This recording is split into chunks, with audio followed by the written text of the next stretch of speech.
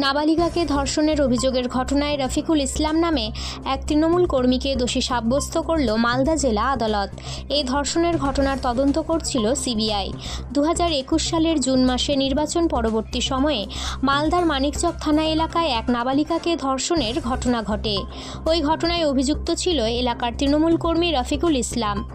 নির্বাচন পরবর্তী সন্ত্রাসের ঘটনায় সিবিআই যে মামলাগুলি তদন্ত করছিল তার মধ্যে এটিও ছিল অন্যতম। এই ঘটনায় সিবিআই চার্জশিট দেয়। মোট 22 জনের সাক্ষ্য গ্রহণ করা হয় এই ঘটনায়। ওই নাবালিকার আইনজীবী অমিতাভ মৈত্র জানিয়েছেন, নির্দিষ্ট প্রমাণের ভিত্তিতেই অভিযুক্তদের দোষী সাব্যস্ত করেছে আদালত। এই ঘটনায় সন্তুষ্ট নাবালিকার পরিবার। 2021 সালের জুন মাসে একটা নাবালিকা ওপরে ধর্ষণের ঘটনা ঘটে এবং তার পরিপ্রেক্ষিতে মানিকচক থানায় একটা কেস রুজু হয়। পরবর্তীকালে এটা পোস্টপোল ভায়োলেন্স হিসাবে ট্রিট করে হাইকোর্টের নির্দেশের সিবিআই তদন্তভার হাতে নেয় এবং তদন্তভার নেওয়ার পর ওরা চার্জশিট দেয়। 2021 সাল থেকে এই মামলাটা চলেছিল। 22 জন সাক্ষী দিয়েছে। 22 জন সাক্ষীর সাক্ষ্য প্রমাণের ভিত্তিতে আজকে এডিজে 2 মালদা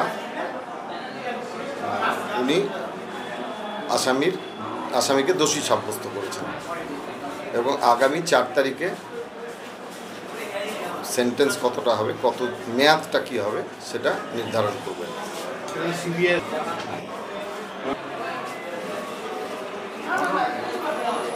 সাক্ষীতে যা এসছে তাতে দেখা যাচ্ছে যে বিধানসভা ভোট 2021 সালের বিধানসভা ভোটের সময় এই পরিবার বিজেপিকে সমর্থন করেছিল এবং স্থানীয় নেতা ওখানকার যিনি এমএলএ দাঁড়িয়েছিলেন, এমএলএ হিসেবে এমএলএ ক্যান্ডিডেট কন্টেস্ট করেছিলেন, গৌর মণ্ডলকে সমর্থন করেছিল।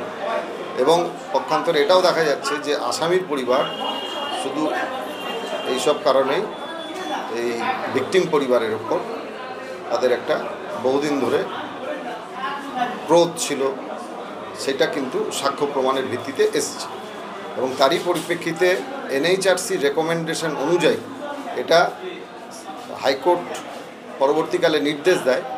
সেই নির্দেশের পরিপ্রেক্ষিতে সিবিআই এটা কেস রেজিস্টার করে এবং সিবিআই তদন্ত করে চার্জশিট দেয়।